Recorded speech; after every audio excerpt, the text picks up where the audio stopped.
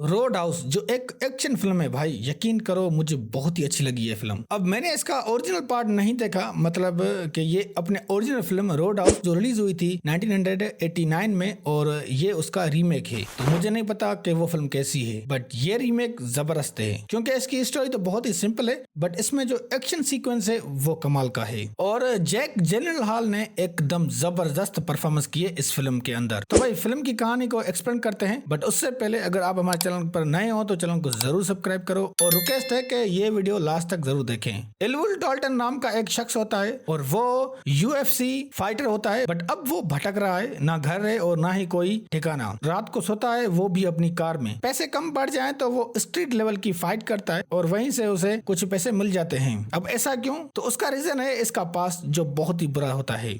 तो एक दिन फ्रैंकी नाम की लड़की उसे अप्रोच करती है, मतलब अपने पास काम करने के लिए ऑफर देती है। पहले तो वो नहीं मानता, बट बाद में जब वो खुदकशी करने की कोशिश करता है तो ऐसा फील होता है कि अभी नहीं मरना, देन ये मरने का प्लान कैंसिल कर देता है। सो डाल्टन जाता है फ्रैंकी के पास रोड हाउस जो होता है ग्लास कीज फ्लोरिडा में। जब वो वहां पहुंच जाता है तो चार्ली नाम की एक लड़की जो एक टीन एज की होती है वो उसे अच्छे से बात करती है और उसको एक बुक देती है। चार्ली एक बुक शॉप चलाती है। डाल्टन को उस लड़की का नेचर काफी अच्छा लगता है। चार्ली का फादर डाल्टन को रोड हाउस का एड्रेस बताता है और वो वहां चला जाता है। फिर फ्रैंकी डाल्टन को बाउंसर रखती है अपने बार का, क्योंकि वहां रोज लोग फाइट करते हैं, बस उनको हैंडल करने के लिए कोई तगड़ा बाउंसर चाहिए जो इनको संभाल सके। देन डाल्टन अच्छे से ये जॉब करता है और डाल्टन को वहां पर सच में बहुत ही मजा आता है। देन एक दिन उसका सामना बैन ब्रांड के लोगों से होता है। फिर बैन के लोग डाल्टन के दुश्मन बन जाते हैं और उसको मारने की कोशिश भी करते हैं, बट डाल्टन खुद को संभाल लेता है। अब बैन एक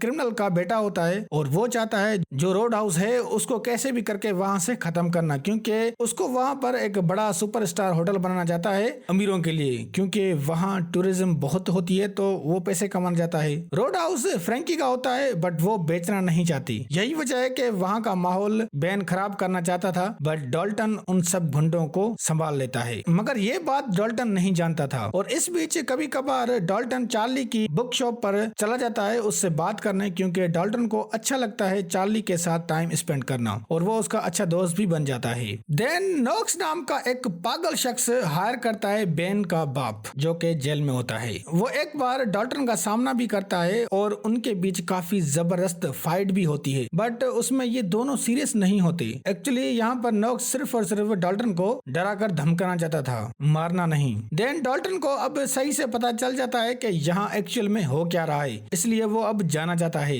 क्योंकि फ्रैंकी ने उसे झूठ तो नहीं बोला था बट उसने बैन की बात नहीं बताई। पर जब डाल्टन देखता है कि चार्ली की वही बुक शॉप जो पूरी जल गई है तो वो वहां जाता है और उसे पता चलता है कि चार्ली और चार्ली का बाप हॉस्पिटल में है। सो यहीं पर डाल्टन को बहुत ही गुस्सा आता है, क्योंकि उसे पता होता है कि ये काम किसने किया होगा। एक बैन की पैसों की एक डील होती है। देन डाल्टन उस जगह पर जाता है और वो पैसे खुद ही रख लेता है। उसके बाद हमें काफी एक्शन सीक्वेंस देखने को मिलते हैं जिसमें नॉक्स और डाल्टन के बीच सीरियस फाइट देखने को मिलती है और यहाँ डाल्टन नॉक्स को मार देता है और नॉक्स ने पहले ही बैन को मार देता है और लास्ट में डाल्टन सारे पैसे चार्ली की शॉप के अंदर रख देता है और चला जाता है और ये फिल्म यहीं खत्म होती है। दोस्तों फिल्म की मेन कहानी यही है। देखो ज्यादातर लोगों को ऐसी मूवीज अच्छी नहीं लगती क्योंकि इनका कोई मकसद नहीं होता, बट जस्ट लिमिटेड ऑडियंस ही पसंद करती है इन मूवीज को, जस्ट लाइक जॉन विक। सो ये फिल्म भी ऐसी है। इस फिल्म की खास बात यह है कि फालतू चीजें हमें नहीं देखने को मिलती और फाइट सीन जो है वो भी ऐसे फील होंगे जैसे कोई रियल फाइट हो रही हो, क्योंकि एक्स्ट्रा साउंड ऐड नहीं किए गए हैं। और हम जब फाइट सीन्स में देखते हैं कि ये डाल्टन और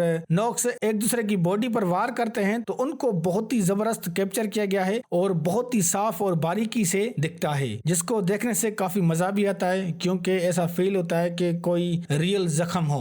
इस फिल्म में आपको शॉर्ट सॉन्ग्स भी मिलेंगे, वो भी काफी सारे। वैसे फिल्म के अंदर कोई लव स्टोरी है नहीं, बट इन्होंने थोड़ी बहुत दिखाई भी है। फिल्म के अंदर सिनेमेटोग्राफी भी शो की गई है जो कि बिल्कुल एवरेज है। वैसे मैं इस फिल्म को रेटिंग दूंगा 10 में से 7 और अगर आपने देखी है तो आप कमेंट्स करके बताएं और अगर वीडियो अच्छी लगी तो लाइक करें और हमारे चैनल को जरूर सब्सक्राइब करें।